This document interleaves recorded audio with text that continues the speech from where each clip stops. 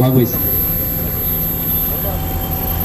ನೋಡಿ, ನಮ್ಮ ಬದುಕುಗಳು ಹೆಂಗಿದಾವೆ ಅಂದರೆ, ಸ್ವಾತಂತ್ರ್ಯ ಬಂದು 75 ವರ್ಷ ಆಗಿದೆ. ಸರ್ಕಾರಗಳು ಪ್ರತಿ 5 ವರ್ಷಕ್ಕೊಂದ್ಸಲ ಚೇಂಜ್ ಆಗ್ತಾನೆ ಇದೆ. ಆದರೆ ನಮ್ಮ ಬದುಕು ಮಾತ್ರ ಚೇಂಜ್ ಆಗಿದೆ. ನಮ್ಮ ಬದುಕು ಚೇಂಜ್ ಆಗಿದೆ.